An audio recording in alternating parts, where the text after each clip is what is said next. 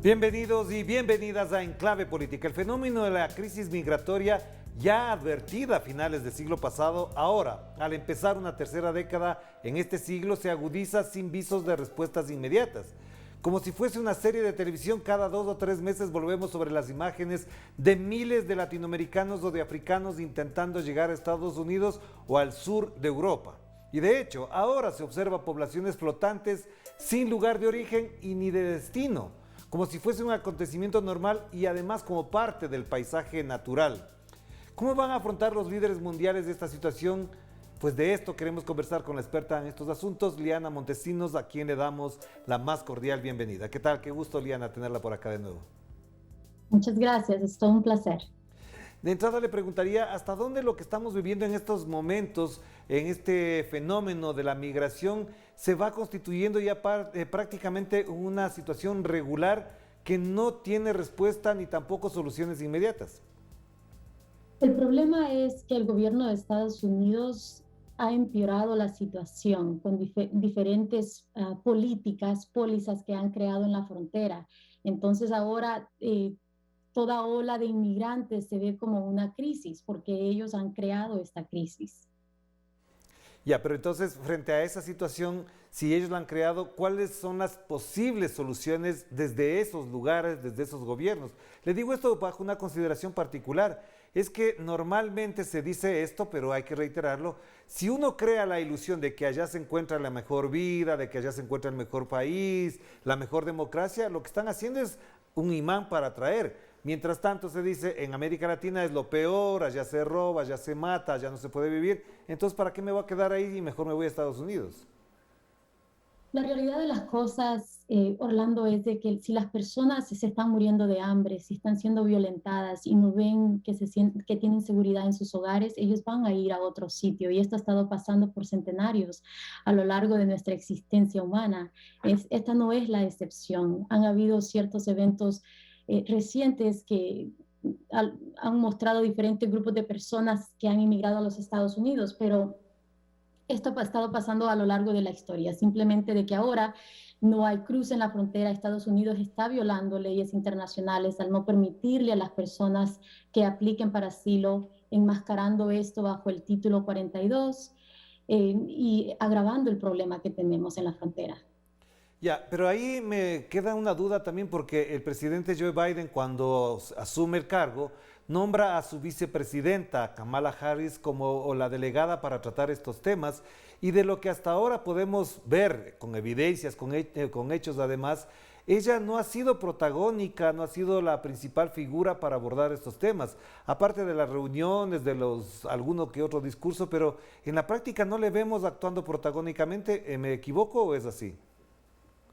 Lastimosamente, la comunidad inmigrante estamos muy decepcionados de Kamala, ella siendo una persona con orígenes inmigrantes, porque lo que ha hecho es, ha viajado a diferentes partes de Centroamérica, de Latinoamérica, amenazando a los líderes que las personas no confían, diciéndoles de que sus ciudadanos no pueden venir a los Estados Unidos, pero las personas siguen, como le dije anteriormente, siguen huyendo de sus países. Los hondureños no se van a quedar en Honduras, no le van a creer a Orlando lo que diga, porque es una persona de que el pueblo no confía. Entonces, lastimosamente, Kamala Harris no ha afrontado la situación de una manera que beneficie a los inmigrantes. Ya, y a eso añado otro elemento que es muy importante porque el señor Donald Trump en su gestión, en su administración, invirtió 15.000 millones de dólares en la construcción de un muro. 15.000 millones, lo he dicho varias veces y lo reitero esta vez, 15.000 millones serían muchísima plata para países como Guatemala, como Honduras, como, por ejemplo, Belice, y para Haití, por ejemplo, 15.000 millones de dólares repartidos entre 4 países ya resolverían en parte no solamente problemas de seguridad, sino también de empleo. ¿Hasta dónde esta paradoja de tener plata para barreras no se ve, por ejemplo, en el estímulo para inversión, incluso en esos países de donde sale la migración? Esto es una situación muy compleja, ¿cierto? Porque Estados Unidos sí le ha estado dando dinero a los países centroamericanos, pero los países centroamericanos tienen líderes tan corruptos que no se lo dan al pueblo. Entonces, no estoy tan segura de que al invertir ese dinero en estos países van a llegar a las personas. Ahora, esto es simbólico simplemente de las prioridades de Estados Unidos. Estados Unidos, a pesar de que ayuda a ciertos países, ellos no ven de que tienen que mejorar la situación, solo que tienen que mantener a la gente afuera del país. Ya, y en el otro elemento es hasta dónde lo que usted menciona efectivamente de líderes centroamericanos y en este caso ya en relación con México pueden constituir un bloque para poder pensar, imaginar una salida común, porque hasta ahora lo que vemos son más bien medidas de orden policial, es decir, de señalar, de perseguir, de encarcelar. ¿Por qué vía podrían ellos en conjunto plantearle una opción a Estados Unidos? Me parece a mí que esto es muy utópico, porque México tiene diferentes intereses a los países centroamericanos. Incluso México tiene diferentes acuerdos con Estados Unidos de prevenir la inmigración centroamericana y ellos tienen el derecho, como todo país, de deportar a las personas que no son nacionales y México recibe plata por deportar a personas centroamericanas. Entonces, no sé cómo pueden llegar los países centroamericanos a un acuerdo con México respecto a eso. Ahora, muy aparte de eso, los países centroamericanos están en discordia total. La gente se está yendo de Centroamérica porque tienen presidentes que no se quieren ir del mandato, presidentes que están matando a la gente, que son corruptos, que están involucrados con el narcotráfico.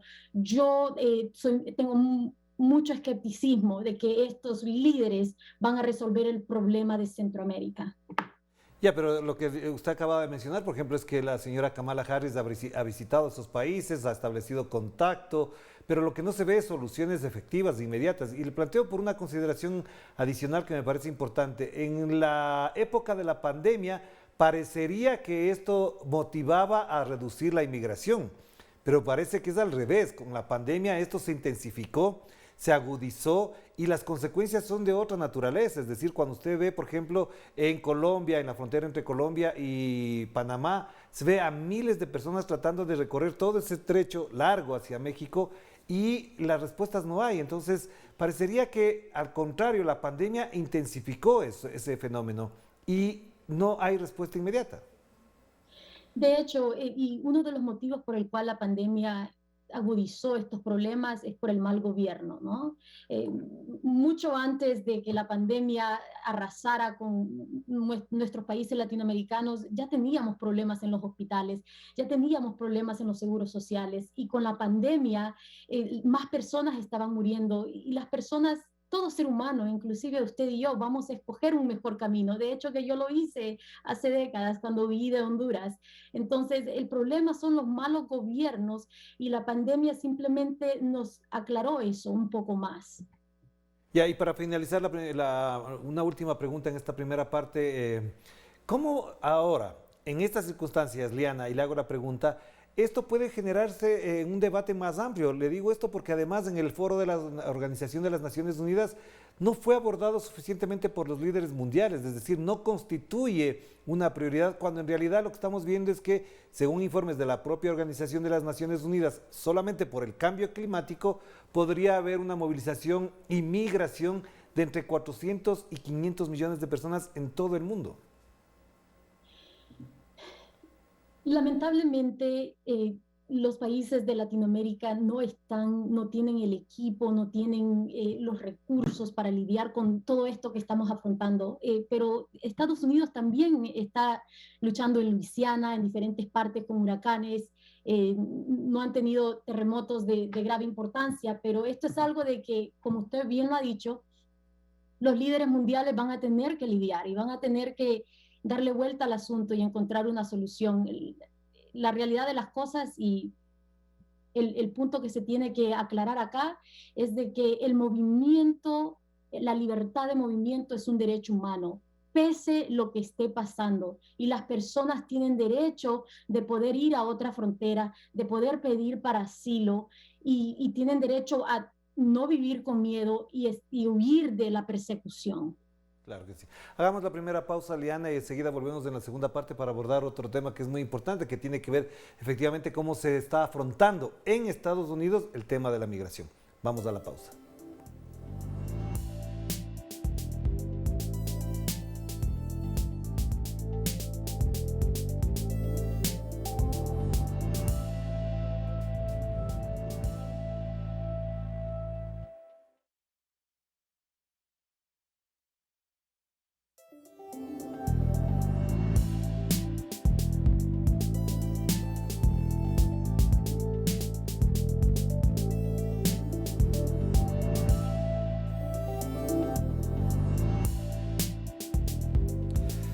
Estamos de vuelta aquí en Enclave Política a través de Telesur, la señal informativa de América Latina y el Caribe, y nos volvemos a conectar con Liana Montesinos allá en Estados Unidos a propósito de este fenómeno que se sigue agudizando sin visos de solución inmediata, como habíamos dicho en la primera parte. Y ahí me cabe una pregunta, Liana, y le pregunto además desde la perspectiva y desde la experiencia suya allá.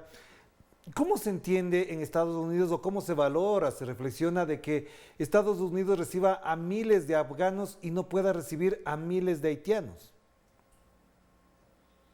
Es un contraste drástico y es inevitable ver la historia lamentable que tiene Estados Unidos, especialmente cuando uno ve las imágenes de los vaqueros apresurando a las personas en caballos y personas haitianas, personas morenas. Y es algo, una problemática y muy terrible y algo por lo cual los Estados Unidos está siendo sumamente criticado y es simplemente tiene que ver con los intereses, es pura política. Ellos no le están dando prioridad a los derechos humanos de las personas. Ellos lo que están haciendo es enmascarando un problema. Estados Unidos, cuando fue a Afganistán 20 años atrás, puso la situación, algunos dirían peor de cómo está, algunos dirían que perdieron la guerra y se salieron y dejaron a muchas personas desamparadas. Ha habido mucha presión para que hagan lo correcto. Incluso Estados Unidos no estaba dándole prioridad a hacer lo correcto por los afganos, pero ha habido tanta presión a nivel nacional de ambos partidos en Estados Unidos que los ha forzado a que hagan lo correcto y de por sí no lo han hecho con todos los afganos. Pero ahora para que hagan lo correcto con los haitianos, con los centroamericanos, es muchísimo más difícil porque ellos quieren ver un motivo y la humanidad no es suficiente para ellos, lamentablemente.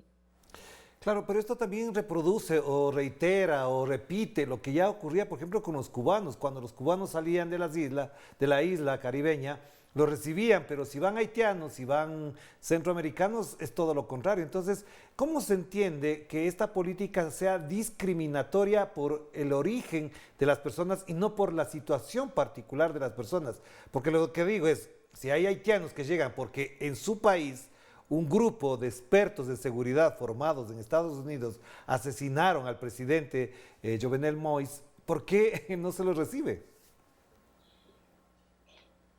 Tiene que ver con los intereses capitalistas de Estados Unidos. Como usted dijo, con los cubanos lo hicieron porque Estados Unidos tenía una agenda en contra del comunismo y lo ha tenido por décadas. Entonces, una de las maneras que ellos trataron de contrarrestar eso es recibiendo a los cubanos, pero no lo hicieron con otras personas, no lo están haciendo con los nicaragüenses, los venezolanos que están huyendo de sus tierras. Es todo política, lamentablemente. Los haitianos tienen derecho a asilo, tienen derecho a aplicar, tienen derecho a ser tratados de manera humana, no con crueldad, no con barbarismo o con racismo. Pero el gobierno federal se lava las manos. Ellos se están lavando las manos y se hacen de que no saben lo que estuvo pasando con la agencia fronteriza, pero ellos tienen el control de la agencia fronteriza y de todas las pólizas que ocurren. Ellos de buenas a primeras nos están enmascarando y nos están diciendo nosotros somos pro inmigrantes porque quieren el voto en unos años, pero en realidad las políticas de Trump en su mayoría siguen en pie. Claro, y precisamente es uno de los temas que queríamos abordar en la segunda parte. ¿De qué manera ahora, en esta administración, la de Joe Biden y Kamala Harris, con un parlamento, es decir, con un Congreso y una Cámara alta que juega alrededor de estos temas muy puntualmente, usted cree que hay una atención debida sobre lo que ocurre con la migración al interior de los Estados Unidos? Ya no hablemos de lo que está pasando fuera, sino de lo que está ocurriendo adentro, porque se sigue deteniendo, se sigue deportando, y eso evidentemente, aparte de que viola determinados derechos humanos en circunstancias muy puntuales, quiero decir, también alerta de que no hay una brújula adecuada para abordar en lo interno el tema de la migración. Y lamentablemente hay mucho conflicto, mucha burocracia y muchos obstáculos que la administración de Biden está afrontando. Aunque Biden él ha tenido buenas intenciones en algunas cosas, como los proyectos de ley que sometió en frente del Congreso de Estados Unidos. Sin embargo, recientemente hubo una decisión por la parlamentaria que dijo que inmigración no está en el reconcilio de presupuesto y simplemente no lo van a considerar. Entonces, eso abismalmente baja las posibilidades de que haya una reforma inmigratoria. Entre el gobierno de Biden en sí hay muchos obstáculos, hay una gran división entre el Partido Demócrata de cómo se deben tratar a los inmigrantes, y no solo esto. Biden cuando él ingresó a la presidencia, él propuso diferentes pólizas, y hay estados como Texas y Missouri que lo han demandado y han parado eso, y hay peleas en la corte, legislación, litigamiento que se está peleando en frente de la Corte Suprema de Justicia. Entonces, no solo tiene conflictos Biden en su propio partido, en el Congreso, sino también que tiene estados que están obstaculizando todo lo que él quiere hacer con los inmigrantes. Claro, pero ahí aclarémonos un poquito más, usted que tiene mejor información sobre el tema. ¿Qué hacen estos estados para boicotear la posibilidad de una solución inmediata? Porque le iba a preguntar hace un momento a propósito de las reformas migratorias, pero usted nos aclara algo que es muy importante. Si no se hacen las reformas es porque hay estados que la paralizan, la frenan, la obstaculizan. ¿De qué se trata ese obstáculo que están poniendo esos estados? Recientemente, el estado de Texas demandó al presidente Biden por no ejecutar las leyes inmigratorias de Estados Unidos, y un juez federal decidió que DACA no era legal. Es por eso de que ahora DACA, las personas no pueden someter aplicaciones iniciales, solo pueden renovar. De cierta manera, DACA ha sido limitado, y esta es una pelea que está enfrente del Quinto Circuito de Estados Unidos y probablemente llegue a la Corte Suprema. Ahora, la Corte Suprema, hoy por hoy, como está, no es tan favorable a los inmigrantes. Todo lo que vaya a la Corte Suprema es un suspenso para nosotros los abogados de inmigración, porque no es garantía de que va a haber algo bueno. Entonces, hay peleas sobre DACA, hay peleas sobre TPS, lo que ya teníamos nos los quieren quitar. Si no podemos asegurar eso, ¿cómo podemos darle más a los inmigrantes? La situación está terrible, porque Trump puso muchos jueces, cambió la burocracia, el sistema, la institución de Estados Unidos lo más que él pudo, y estas personas siguen en poder, y ellos van a obstaculizar todo lo que favorezca a los inmigrantes. Ya. Y ahora, ¿cuál es la situación de los inmigrantes a los cuales se los considera ilegales? ¿Se ha incrementado el número? ¿Los procesos se agudizan más, se complican más? ¿En dónde están localizados normal y tradicionalmente estos inmigrantes que son detenidos? ¿Usted cree que efectivamente sobre eso hay una atención particular, o se insiste en tratarlos, digamos, como se ha dicho ya, incluso de manera discriminatoria? Siempre hay una tensión con las personas detenidas. Estados Unidos es un líder en detener a las personas, en detener a niños, en detener a familias, y la comunidad de derechos humanos y de abogados de inmigración siempre va a tener esa tensión con Estados Unidos. Los inmigrantes que son detenidos en la frontera y que no son expulsados bajo el título 42 son puestos en cárceles remotas donde no tienen acceso a familiares, donde no tienen acceso a abogados, y tienen sus juicios normalmente por videollamadas. En realidad, eso obstaculiza bastante y les impide a ellos a tener lo que se llama acá due process, el derecho a su día a corte, el derecho legal que ellos tienen de presentar testigos, en fin. Los inmigrantes, hay miles y miles y miles de inmigrantes detenidos, y la situación de ellos no mejora. Siempre va a haber tensión sobre eso, y el presidente Biden no ha hecho la situación mejor con respecto a los adultos detenidos.